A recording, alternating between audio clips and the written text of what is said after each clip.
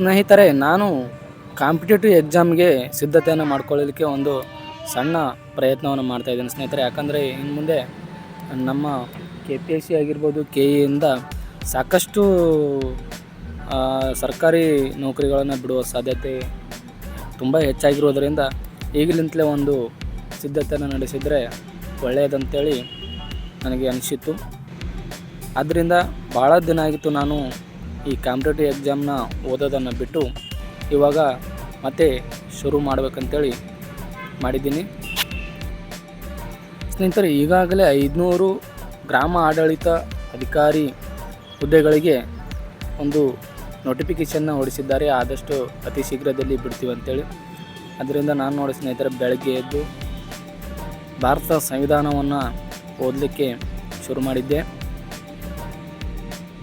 ಸ್ನೇಹಿತರೆ. ಮೊದಲೇ ನಾವು ಓದೋದು ಬಿಟ್ಟು ಭಾಳ ದಿನ ಆಯಿತು. ಅದರಾಗ ನಮಗೆ ಯಾವುದು ವಿಷಯ ಅರ್ಥ ಆಗುತ್ತೋ ಆ ವಿಷಯನ ಓದಬೇಕಾಗುತ್ತೆ. ಇಲ್ಲಿಕಂದ್ರೆ ಬೋರ್ ಅನ್ನಿಸ್ಬಿಟ್ಟು ತಿಳಿಲಿಲ್ಲ ಅಂದರೆ ಓದೋಕ್ಕೆ ಇಂಟ್ರೆಸ್ಟ್ ಬರೋದಿಲ್ಲ ಮೊದಲನೇದಾಗಿ. ಆಮೇಲೆ ನಾವು ಓದ್ತಾ ಅರ್ಥ ಆದಂತೆ ಏನಪ್ಪ ಅಂತಂದ್ರೆ ಬೇರೆ ವಿಷಯಗಳನ್ನು ಕೂಡ ಅರ್ಥ ಮಾಡ್ಕೊಳ್ಬೋದು ಸ್ನೇಹಿತರೆ. ನಮ್ಮ ಕರ್ನಾಟಕದಲ್ಲಿ ಅತಿ ಹೆಚ್ಚು ಗೌರ್ಮೆಂಟ್ ಜಾಬ್ಗಳನ್ನು ಪಡೆದುಕೊಂಡವರು ಯಾವ ಕ್ಯಾಟಗರಿಯವರು ಪಡ್ಕೊಂಡಿದ್ದಾರೆ ಅಂದರೆ, ಕ್ಯಾಟಗರಿ ಅಂದರೆ ಜಾತಿ ಆಧಾರದ ಮೇಲೆಲ್ಲ ಸ್ನೇಹಿತರೆ. ಓದೋರು, ಓದದೇ ಇರೋರು, ಮಧ್ಯದಲ್ಲಿರೋರು ಅಂತೇಳಿ ಈ ಥರ ಕ್ಯಾಟಗರಿ, ಆ ಥರ ಹೇಳ್ತಾ ಇದ್ದೀನಿ. ಯಾರು ಸತತವಾಗಿ 2 ರಿಂದ 3 ವರ್ಷ KPSC HD FD ಆಗಿರ್ಬೋದು, PDO ಇಂಥ ಎಕ್ಸಾಮ್ಗಳಿಗೆ ಹೇಳ್ತಾ ಇದ್ದೀನಿ ಸ್ನೇಹಿತರೆ. ಪೊಲೀಸ್ 6 ತಿಂಗಳು ಅಥವಾ 1 ವರ್ಷದಲ್ಲಿ ಸಾಕಷ್ಟು ಜನ ಓದಿ ಜಾಬ್ಗಳನ್ನು ಪಡ್ಕೊಂಡಿದ್ದಾರೆ. ಆದರೆ HD FD ಇಂಥವುಗಳೆಲ್ಲ ಸತತವಾಗಿ 2 ವರ್ಷ 3 ವರ್ಷ ಈ ಥರ ಓದಿದರೆ ಮಾತ್ರ ಅಂಥ ಜಾಬ್ಗಳು ಆಗ್ತವೆ. ಕಂಟಿನ್ಯೂಸ್ ಆಗಿ ಓದಬೇಕು ಸ್ನೇಹಿತರೆ. 3 ತಿಂಗಳು ಓದಿ 6 ತಿಂಗಳು ಬಿಡೋದು, 6 ತಿಂಗಳು ಓದಿ 1 ವರ್ಷ ಬಿಡೋದು, ಈ ಥರ ಅಲ್ಲ ನಾನು ಹೇಳ್ತಾ ಇರೋದು.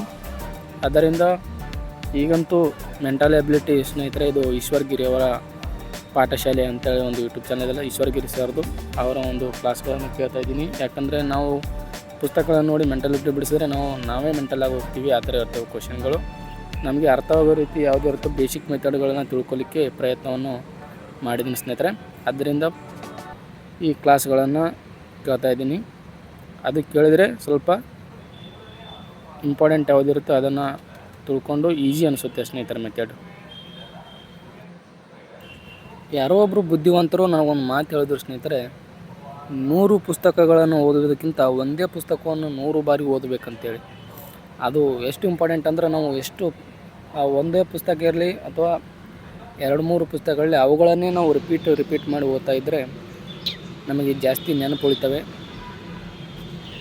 ನೋಡಿ ಸ್ನೇಹಿತರೆ, ಇದು ಮಾರ್ನಿಂಗು ವಾತಾವರಣ ನಮ್ಮ ಮನೆ ಮುಂದಿಂದು, ನಮ್ಮ ರೂಮ್ ಕಡೆ ಮುಂದಿಂದು. ತೋರಿಸು ಅಂತೇಳಿ ಅವಳಿಗೂ ಓದಲಿಕ್ಕೆ ಅಂತೇಳಿ ಅವಳು ಸರಿಯಾಗಿ ಮೈಂಡ್ ಸೆಟ್ ಚುರುಕಿರ್ತದ ಹೀಗೆ ಅಂತೇಳಿ ಸ್ವಲ್ಪ ಈಗಿಂದನೇ ಅವಳಿಗೆ ಓದುವ ಹವ್ಯಾಸವನ್ನು ರೂಢಿ ಮಾಡ್ತಾ ಇದ್ದೀನಿ ಸ್ನೇಹಿತರೆ. ಇವಾಗಿನ ಮಕ್ಕಳಿಗೆ ಮೊಬೈಲ್ ಎಷ್ಟು ಅಡಾಪ್ಟ್ ಆಗಿದ್ದಾರೆ ಅಂದರೆ ಸ್ನೇಹಿತರೆ, ನೋಡಲಿಕ್ಕೆ ಆಗೋದಿಲ್ಲ. ಅಂಥ ಒಂದು ಕಳವಳಕಾರಿ ವಿಷಯ. ಯಾಕಪ್ಪ ಅಂತಂದರೆ ಮಕ್ಕಳು ಮೊಬೈಲ್ಗೆ ಅಡಾಪ್ಟ್ ಆಗ್ತಿದ್ದಾರೆ.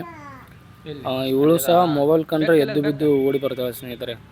ಯಾಕಂದರೆ ನಾವು ಅವರ ಬಾಜು ಕುಂತು ಮೊಬೈಲ್ ನೋಡ್ತಿರ್ತೀವಿ, ಅದನ್ನೇ ಅವರು ಅಬ್ಸರ್ವ್ ಮಾಡಿದಿರ್ತಾರೆ. ನಾವು ಪುಸ್ತಕಗಳನ್ನು ಹಿಡಿದರೆ ಪುಸ್ತಕ ನೋಡ್ತಾರೆ, ಮೊಬೈಲ್ ನೋಡಿದರೆ ಮೊಬೈಲ್ ನೋಡ್ತಾರೆ. ಜಾಸ್ತಿ ಇಂಥ ಸಣ್ಣ ವಯಸ್ಸಿನಲ್ಲಿ ಜಾಸ್ತಿ ಮೊಬೈಲ್ ಕೊಡಬಾರ್ದು ಸ್ನೇಹಿತರೆ. ಅವರ ಒಂದು ಕಣ್ಣಿನ ಆರೋಗ್ಯ, ಮಾನಸಿಕ ಆರೋಗ್ಯ ಹದಗೆಟ್ಟು ಹೋಗ್ತದೆ.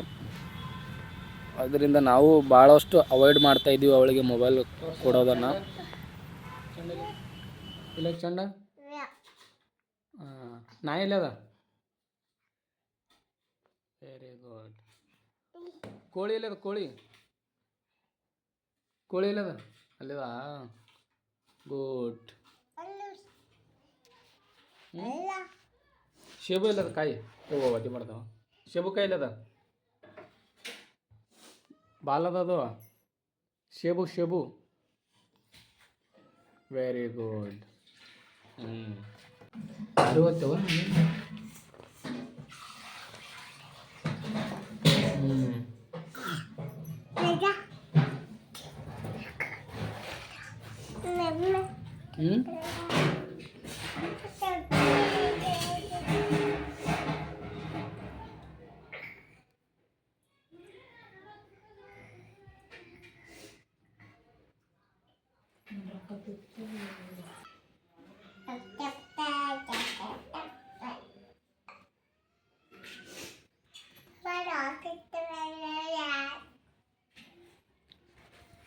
ಓದು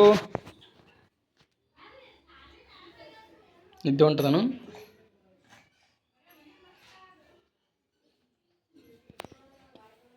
ಅಂಕ್ಲಿಪ್ ಎದಕ್ಕೆ ತಂದಿನ ಚಿನ್ನ ನನಗೆ? ಅಂಕ್ಲಿಪ್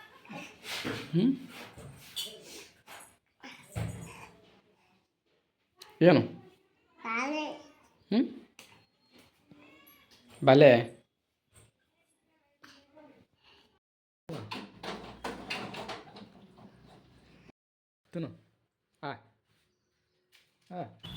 ಸೊ ಈ ಒಂದು ವಿಡಿಯೋ ಇಷ್ಟ ಆದರೆ ಸ್ನೇಹಿತರೆ ಲೈಕ್ ಮಾಡಿ.